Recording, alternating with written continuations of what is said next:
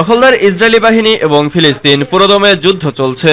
জানিয়ে দেব হাতে থাকা সর্বশেষ আপডেট আন্তর্জাতিক সংবাদ। প্রথমেই সংবাদ শিরোনাম। সিনিয়র কমান্ডার নিহত, ইসরায়েলি হিজবুল্লাহর 2 শতাধিক রকেট হামলা।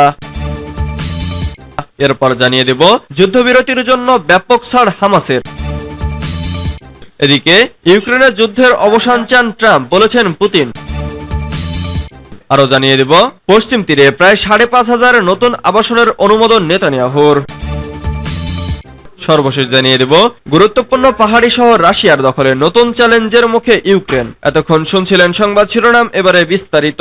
তবে অনুরোধ থাকবে ভিডিওটিতে একটি লাইক করবেন এবং কমেন্ট করে জানিয়ে দিবেন কোন জেলা থেকে আপনি আমাদের এই ভিডিওটি দেখছেন। সিনিয়র কমান্ডার নিহত, ইসরায়েলি হিজবুল্লাহর 2 শতাধিক রকেট হামলা। ইসরায়েলের সামরিক স্থাপনা লক্ষ্য করে 2 শতাধিক রকেট হামলা করেছে লেবানন ভিত্তিক প্রতিরোধ আন্দোলন হিজবুল্লাহ। দলটির সিনিয়র কমান্ডার নিহত হওয়ার একদিনের মাথায় এই হামলা করে তারা। আল জাজিরার খবরে বলা হয়েছে, হিজবুল্লাহ বলেছে যে দক্ষিণ লেবাননে ইসরায়েলি হামলায় এক শীর্ষ কমান্ডার নিহত হয়েছে। নিহত কমান্ডার প্রায় 9 মাসের আন্তঃসীমান্ত লড়াইয়ে নিহত হওয়া তৃতীয় উচ্চপদস্থ কর্মকর্তা। এ ঘটনায় আঞ্চলিক সংঘাত বৃদ্ধির আশঙ্কা তৈরি হয়েছে। লেবাননের দক্ষিণ পশ্চিমাঞ্চলীয় শহর টায়ারে ইসরায়েলি বিমান হামলায় হিজবুল্লাহর এক সামরিক নেতা নিহত হয়েছেন। বুধবার 3 জুলাই টায়ারে আল হোস এলাকায় একটি বেসামরিক গাড়ি লক্ষ্য করে ইসরায়েলি সামরিক বাহিনী হামলা চালায় বলে জানিয়েছে লেবাননের একটি সামরিক সূত্র জানায়, একটি ইসরায়েলি ড্রোন আকাশ থেকে গাড়িটির পর 2টি ক্ষেপণাস্ত্র নিক্ষেপ করে। এতে গাড়িটি পুড়ে যায়, সেই সাথে গাড়ির চালক ও যাত্রী নিহত হন। ওই গাড়ির চালক ছিলেন হিজবুল্লাহর একটি সামরিক ইউনিটের কমান্ডার, যার ডাকনাম হজ আবু নিমাহ। দক্ষিণ লেবাননের হাদ্দাথা গ্রামের বাসিন্দা নিমাহ দেশটির দক্ষিণ সীমান্ত এলাকার পশ্চিম ও কেন্দ্রীয় সেক্টরের সীমান্ত রেখায় কাজ করতেন। সূত্র আল জাজিরা ও অন্যান্য। যুদ্ধবিরতির জন্য ব্যাপক ছাড় হামাসের। গাজায় ইসরায়েলি হামলা বন্ধের জন্য ফিলিস্তিনি প্রতিরোধ আন্দোলন হামাস বড় ধরনের ছাড় দিয়েছে বলে একটি ইসরায়েলি সূত্র দাবি করেছে। আর এই প্রেক্ষাপটেই ইসরায়েলি প্রধানমন্ত্রী বেনিয়ামিন নেতানিয়াহু আলোচনার জন্য ইসরায়েলি আলোচক দলকে অনুমতি দিয়েছেন। তবে ঠিক কি ছাড় দেওয়া হয়েছে তা জানা যায়নি। ইসরায়েলি আলোচক দলের একটি সূত্র বৃহস্পতিবার রয়টার্সকে জানায়, হামাসের প্রস্তাবে খুবই তাৎপর্যপূর্ণ বিষয় রয়েছে।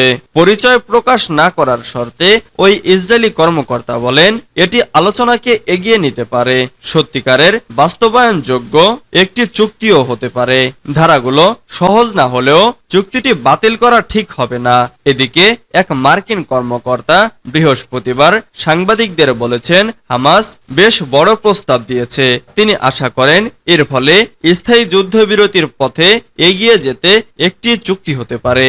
তিনি আরো বলেন, তবে এখনই বেশ কিছু সমস্যা রয়েছে, ফলে কয়েকদিনের মধ্যে চুক্তি হয়ে যাবে এমনটা আশা করা ঠিক হবে না। ইসরায়েলের নিরাপত্তা মন্ত্রিসভা বৃহস্পতিবার রাতে আলোচক দলকে আলোচনায় অংশ নিতে অনুমোদন দিয়েছে। এছাড়া ইসরায়েলের প্রধানমন্ত্রী বেনিয়ামিন নেতানিয়াহু এবং মার্কিন প্রেসিডেন্ট জো বাইডেন বৃহস্পতিবার টেলিফোনে এ নিয়ে কথা বলেছেন। তারা কাতার ও মিশরের মধ্যস্থতায় চলমান আলোচনায় অগ্রগতি নিয়ে কথা বলেন। তবে নেতানিয়াহু আবারও বলেছেন, ইসরায়েলের সব লক্ষ্য অর্জিত হলেই কেবল যুদ্ধ বন্ধ হতে পারে, এর এক মুহূর্ত আগেও যুদ্ধ বন্ধ হবে না। ইউক্রেনের যুদ্ধের অবসান চান ট্রাম্প, বলেছেন পুতিন। রাশিয়ার প্রেসিডেন্ট ভ্লাদিমির পুতিন বলেছেন, তিনি বিশ্বাস করেন রিপাবলিকান প্রার্থী ডোনাল্ড ট্রাম্প ইউক্রেন যুদ্ধের অবসান চান, কিন্তু নির্বাচনে জয়লাভ করলে কিভাবে তিনি এই যুদ্ধ শেষ করবেন সে বিষয়ে তার পরিকল্পনা তিনি জানেন না। বৃহস্পতিবার 4 জুলাই কাজাখস্তানে একটি আঞ্চলিক নিরাপত্তা সম্মেলন শেষে এক সংবাদ সম্মেলনে একথা জানান পুতিন। আগামী 5 নভেম্বর যুক্তরাষ্ট্রের প্রেসিডেন্ট নির্বাচনে জয় পেলে তিনি দ্রুত ইউক্রেন যুদ্ধ শেষ করবেন। এ বিষয়ে সাংবাদিকদের প্রশ্নের জবাবে পুতিন আরো বলেন, প্রেসিডেন্ট প্রার্থী হিসেবে ট্রাম্প ঘোষণা করেছেন তিনি ইউক্রেনের যুদ্ধ বন্ধ করতে চান। আমরা এটিকে অত্যন্ত গুরুত্ব সহকারে নিয়েছি। তিনি কিভাবে এটি করার পরিকল্পনা করছেন সেই সম্ভাব্য প্রস্তাবগুলো আমি জানি না, তবে আমার কোনো সন্দেহ নেই যে তিনি আন্তরিকভাবে এটি বলেছেন এবং আমরা এটিকে সমর্থন করি। ট্রাম্পের দুই প্রধান উপদেষ্টা তাকে যুদ্ধ শেষ করার একটি পরিকল্পনা উপস্থাপন করেছে, যাতে ইউক্রেনকে বলা হয় শান্তি আলোচনায় বসলেই শুধু ইউক্রেনকে আরো মার্কিন অস্ত্র দেয়া হবে। পুতিন গত মাসে শর্ত দিয়েছিলেন কিয়েভ ন্যাটোতে যোগ দেওয়ার উচ্চাভিলাষ ত্যাগ করলে এবং মস্কোর দাবিকৃত 4টি প্রদেশ হস্তান্তর করতে রাজি হলেই রাশিয়া যুদ্ধের অবসান ঘটাবে। কিন্তু রাশিয়ার এই দাবি আত্মসমর্পণ বলে মন্তব্য করে ইউক্রেন।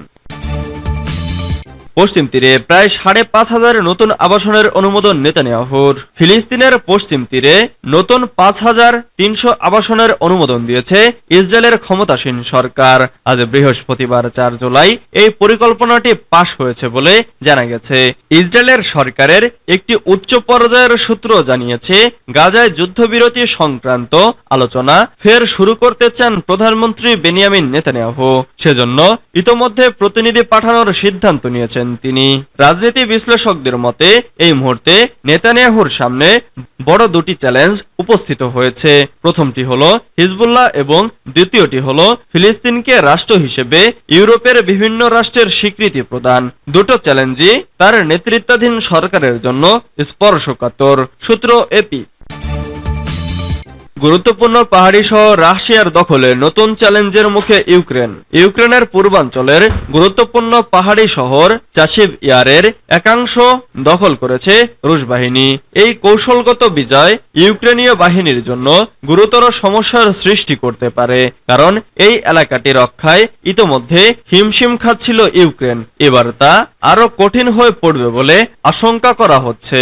মার্কিন সংবাদ মাধ্যম CNN এ খবর জানিয়েছে। ছোট্ট শহর চাচিভ ইয়ার পাহাড়ি এলাকায় অবস্থিত। এটিকে পূর্বাঞ্চলীয় ডনেস্ক অঞ্চলের একটি প্রবেশ